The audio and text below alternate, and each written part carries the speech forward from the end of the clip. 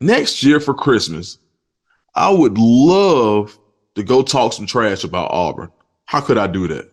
So it led me to think, how can Auburn get back into 10 win range in 2023? What has to happen? And when I thought about that, I said, I think it's actually possible.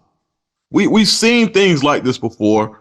And what would have to go right for Auburn in order for them to win 10 wins in 2023?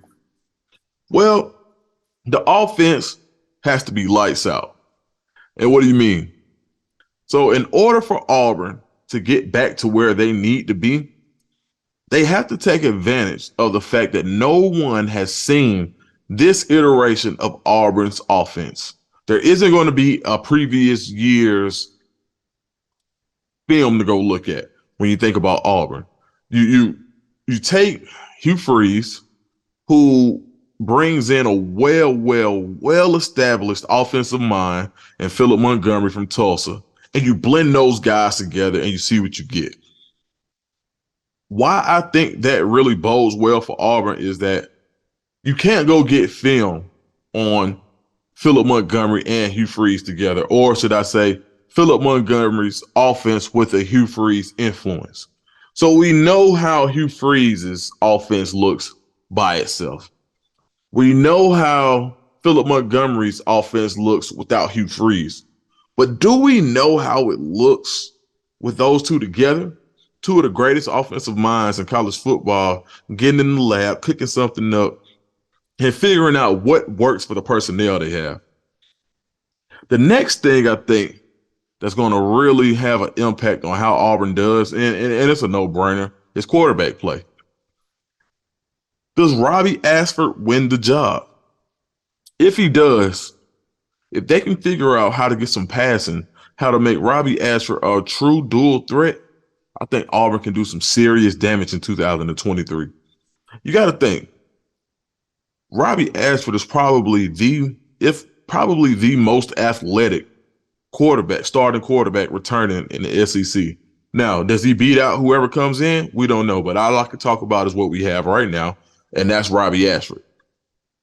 If Robbie Ashford can develop as a passer, he probably is the premier dual threat quarterback in the SEC. Anthony Richardson is gone. And we looked at all the potential that Anthony Richardson has and all the tools he has, the 4.4 speed, the cannon for arm. But when it comes down to it, it always boils down to how comfortable somebody is pulling the trigger in an offense. So that same hybrid Montgomery Freeze offense that I was talking about before, if Ashford can feel comfortable in that offense and allow his natural talents to come out, I think that's a very good, very tasty recipe for success for the Auburn Tigers, and something that'll have me being able to brag a little bit this time next year. The next thing will have to be offensive line play. You've got to get the play up front. So what Hugh Freeze is doing, Brother Hugh, as they say, I call him Hugh Pop. Hugh Pop.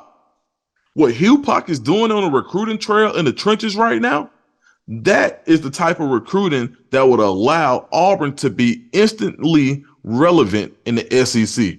Why? He's building it from the trenches. You go get two starting caliber offensive tackles ASAP. Too tall Miller. Come back.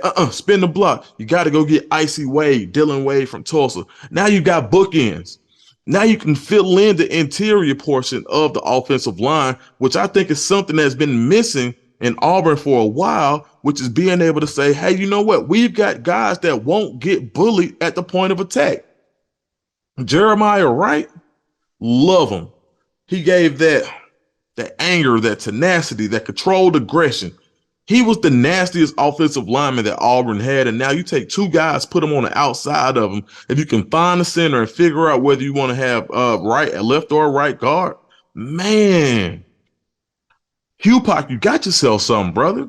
And that's something that Auburn hasn't had in a while. Now you got the ability to lean. And what I did see from Auburn as the season wound down under Coach Cadillac was the emphasis on winning the line of scrimmage and saying, we need 2 or 3 yards. We're not putting this ball in the air. And you saw Auburn continually be successful over the last 4 games of the season. Not so much in the Alabama game, but Mississippi State should have been a win. The other two were wins. And from that perspective, it looks like Auburn was already taking on that attitude. So by being able to pull in brother Hugh, aka Hugh Freeze, and his recruiting prowess and the emphasis that has been placed upon getting ready now offensive tackles, and he's not done. You're going to get more guys that are ready to play now. And I think that by rebuilding the offensive line with ready-made guys, that's going to be another way that Auburn can have me sitting pretty next year around Christmas time when it's time for me to talk some trash. I think another real important thing is going to be, and I kind of touched on it a little bit, but Auburn has to win the portal. Auburn has to be active in the portal to get guys who are ready to come in and play right now. And I think they've already started along that path. You go in, find you a linebacker, maybe find you an edge rusher. You got plenty of DBs, maybe an impact wide receiver. You already got another move tight end. You got the return of Landon King. You got Chick Dawson coming back. I mean, Auburn has a lot of pieces, and I think right now, if Hugh Freeze can play his cards right, kind of go into that puppet master role where you say, you know what, I don't need everything, but it's going to be very important to get the right pieces in the right places. If Hugh Freeze can figure out how to kind of make that orchestra, make that band play together with having strong members in certain places, and that you may get a little more here than you need from there, along with a lot of guys that you already have returning who may not have been put in the position to succeed the most for them individually. I think Auburn can be, let me say this, that's how Auburn can be a 10-win team next year.